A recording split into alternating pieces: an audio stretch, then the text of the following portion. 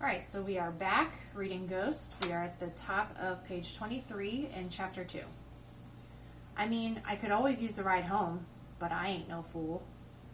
After practice was done, everybody met up with the people waiting for them, family and friends or whatever. Coach spent a lot of time talking to all the moms and dads, mostly moms, especially of the vets. They all acted like they really, really knew each other, like family, hugs and all that. And that made me feel a little better about him, because moms don't trust nobody around their kids. So I agreed on the ride. Coach and I walked to his car, which I was surprised to see was a cab. "You stole a cab?" I asked, while he cleaned a bunch of stuff off the seat. Food bags, shoes, water bottles, sports drinks. The front of his car was a mess. He threw everything in the back. "No," Coach said, brushing crumbs on the floor so I could finally get in. "What makes you think that?" "Because you a coach," I said, holding my backpack in my lap. "So how you get one?" "I coach because I love it, but it don't pay the rent.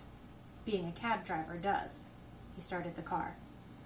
"Then why would you love coaching? Seems like if being a cabbie gets you paid, that should be what you love," I explained what seemed obvious, looking out the window. Coach backed out of the parking space. "Wait," I said. "You're not going to make me pay for this ride home, are you? Because if you are, you can just let me out and I can walk." "Why would I make—" Coach started, then stopped. Then he sighed. "Just tell me where you live." Where I live. Where I live. When anyone ever asks about where I live, I get weird because people always treat you funny when they find out you stay in a certain kind of neighborhood. But I was used to people treating me funny. When your clothes are 2 sizes too big, and you got on no-name sneakers, and your mother cuts your hair, and it looks like your mother cuts your hair, you get used to people treating you funny. So what's one more person? "Glass Manor," I said. "You know where that's at?" Coach didn't blink. "Yeah, I know where that is." We didn't really say too much in the car. Just zipped from one side of the neighborhood to the other, from the good side to the other side. It was my first time ever in a cab. I was used to walking everywhere, unless I was going somewhere with my mom. Then it was on the bus. Coach talked on the phone most of the trip. Judging by what he was saying, what time he'd be home, checking to see if somebody named Tyrone had eaten yet, asking what was for dinner, made me think he was talking to his wife. I wonder what she looked like. Probably not too hot, since she married a man who looked like a chip-toothed turtle. Coach was saying something about Jim's shoes to the maybe wife on the phone, when I noticed a woman walking in white scrubs, white sneakers, carrying a black leather purse, big enough to fit the whole world in it, and her hair was cut like a boy's. I tapped Coach on the arm and told him to pull the cab over.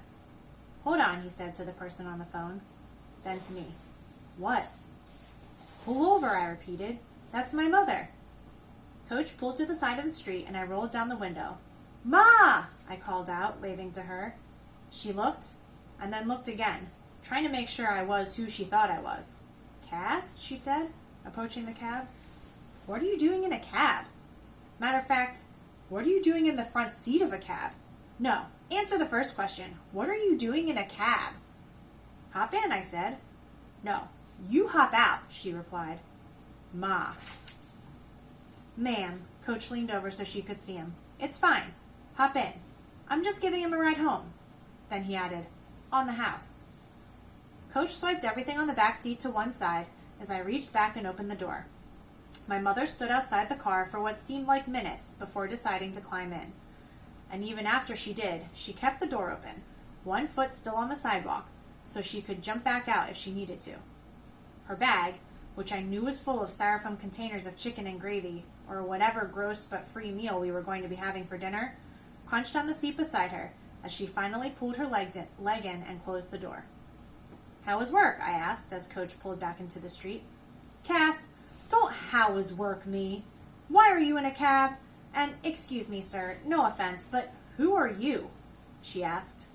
"Told you. Moms don't trust nobody around their kids." Coach adjusted the rearview mirror so he could see my mother in the back. "I'm Coach Brody, but everybody calls me Coach. I run the Defenders City track team." "Uh-huh. And?"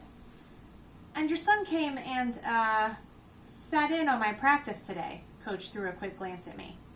"Did you know he could run?" Did I know he could run? She was sitting directly behind me, but I could still feel the heat of her eyes burning through the headrest, scorching the back of my neck. Yeah, he can run. Like, really run. My mother just sort of grunted. I knew better than to say anything, or to even turn around and look back at her. I just said to Coach, "Make this left," when we got close to my street. Coach made the left and continued.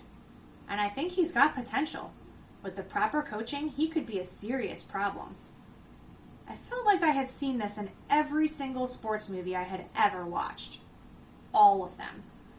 Ma'am, your son has potential. If this went like the movies, I was either going to score the game-winning touchdown, which is impossible in track, or die. Sir, I appreciate that, but let me tell you something. Cass already is a serious problem, my mom explained. And right now, he needs to focus on school, not sports. Right here, I murmured to let Coach know where to stop and let us out. I figured there was no reason to drag the conversation out. It went exactly like I thought it would. So I wasn't really even mad about it. He cut his blinker on, pulled over, and put the car in park. Listen, Coach turned around to look my mother in the face. I totally get that. But what if I made you a deal, he went on. If he messes up in school, one time, he's off the team. One time, I squawked. One time. Coach held his hand out to my mother. I kept my eyes forward until I heard her exhale the breath of a long day. You're going to get him home every day? She asked. Yes. What about his homework? It'll be done. He sounded pretty confident for not even knowing me like that. Coach gave us both one of his cards.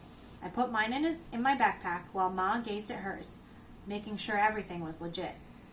Then she let out another big sigh, this time probably the breath of a worried mom. Well, at least I know where he'll be after school, she gave in. And that was it. Just like that. For the first time in my whole life, I was on a team.